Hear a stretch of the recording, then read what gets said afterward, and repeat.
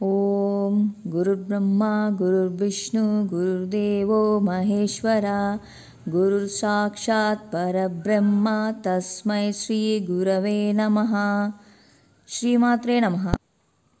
ఎలా ఉన్నారు అందరూ? వారాహిదేవి నవరాత్రి వీడియోస్కి మంచి రెస్పాన్స్ ఇచ్చారు. ఇలానే మీ సపోర్ట్ మరింత ఇవ్వాలని మనస్ఫూర్తిగా కోరుకుంటున్నాను. కొత్తగా మన ఛానల్ చూస్తున్నట్లయితే ప్లీజ్ సబ్స్క్రైబ్.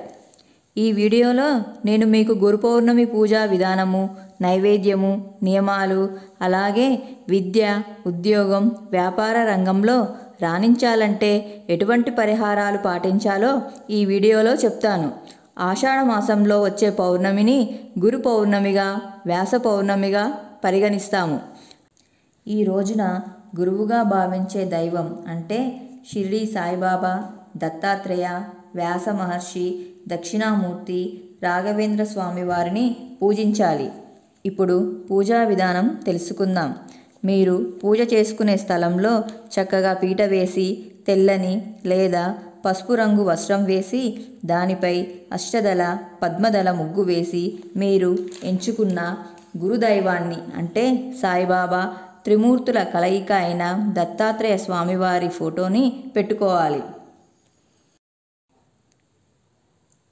ఇప్పుడు నియమాలు తెలుసుకుందాం. ఈరోజు శాకాహారులై ఉండాలి. అలాగే బ్రహ్మచర్యం పాటించాలి. ఖచ్చితంగా ఉపవాసం ఉండాలనే నియమం ఏమీ లేదు. మీ సంకల్పం కొద్దీ ఉంటే ఉండొచ్చు. మన అందరికీ ఇష్టదైవం ఆ సాయిబాబా. ఎవరైనా ఎప్పుడైనా ఎటువంటి కష్టాలలో ఉన్నా సాయి అని పిలిస్తే చాలు, నేనున్నాను అని ధైర్యం ఇస్తాడు. సాయిబాబాను నమ్ముకున్న వారికి ఎటువంటి కష్టాలు రాకుండా చూస్తాడు. ఒకవేళ వచ్చినా పరిస్థితులను ఎదుర్కొనే శక్తిని ఇస్తాడు. ఇప్పుడు గణపతి పూజ మొదలు పెడదాం. గణపతి విగ్రహానికి లేదా పసుపు గణపతికి షోడశోపచార లేదా పంచోపచార పూజ చేసుకోవాలి.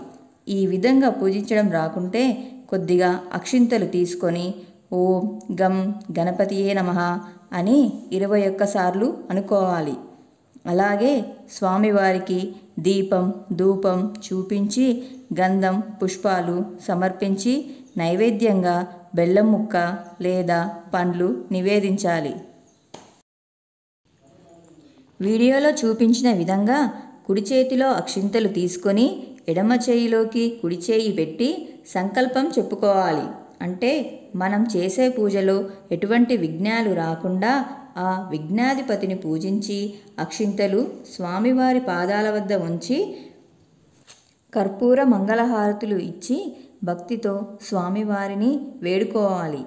ఆ తర్వాత వీడియోలో చూపించిన విధంగా 3 సార్లు గణపతిని కదిలిస్తూ యథాస్థానం ప్రవేశయామి అంటూ ఇప్పుడు గురువు పూజ మొదలు పెడదాం. కొద్దిగా అక్షింతలు తీసుకొని మనం వెలిగించిన దీపాల వద్ద వేసి నమస్కరించాలి.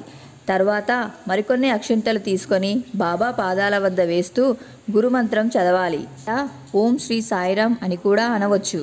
ఇప్పుడు ఆచమనం చేస్తూ 3 సార్లు నీళ్లు త్రాగి ఒకసారి నీళ్లు విడిచిపెట్టి శుభ్రంగా చేతులు తుడుచుకోవాలి. ఇప్పుడు ఒక కలశం చెంబును తీసుకొని దానిలో నీళ్లు పోసి చెంబుకు 5 బొట్లు పెట్టుకోవాలి. ఆ జలంలో కొద్దిగా పసుపు కుంకుమ అక్షింతలు పువ్వులు వేసి మన కుడి చేతిని చెంబుపై ఉంచి ఈ మంత్రం చెప్పాలి. గంగే చ యమునే చైవ గోదావరి సరస్వతి నర్మదే సింధు కావేరి జలేస్మిన్ సన్నిధం కురు. ఇప్పుడు ఆ కలశంలోని నీటిని పువ్వుతో దేవునిపై పూజ ద్రవ్యాలపై మనపై చిలకరించుకోవాలి. ఆ తర్వాత మరికొన్ని అక్షింతలు తీసుకొని స్వామివారి పాదాల వద్ద వేసి నమస్కరించుకోవాలి. పువ్వులు వేస్తూ బాబావారిని మన ఇంటికి ఆవాహనం చేసి ఆసనం వేసినట్టుగా భావించాలి. మీ దగ్గర బాబావారి విగ్రహం ఉంటే వీడియోలో చూపించిన విధంగా పంచామృతాలతో అభిషేకం చేసుకోవచ్చు. ఒకవేళ పంచామృతాలు అందుబాటులో లేకుంటే విభూది జలంతో చేసుకోవచ్చు. అభిషేకం చేసిన జలాన్ని ఎవరూ తొక్కని ప్రదేశంలో లేదా చెట్ల మొదట్లో వేయాలి. అభిషేకం అయ్యేంత వరకు బాబావారి పాట వస్తుంది, వినండి.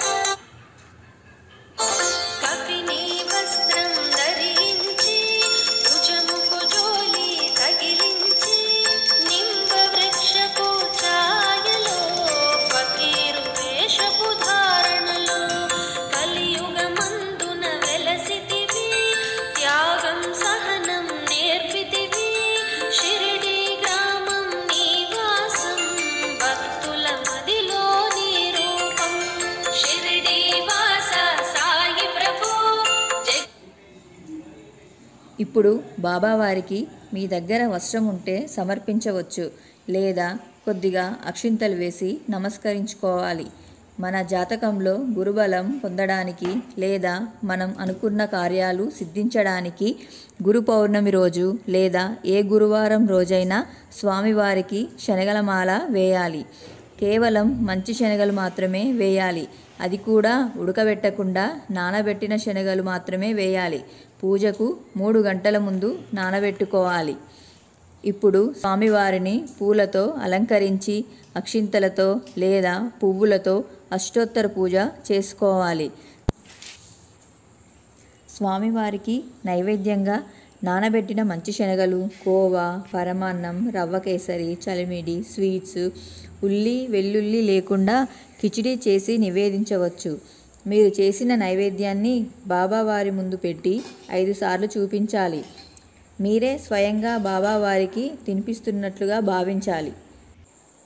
బాబావారికి నిండుగా ధూపం వేసి మంగళహారతులు ఇవ్వాలి.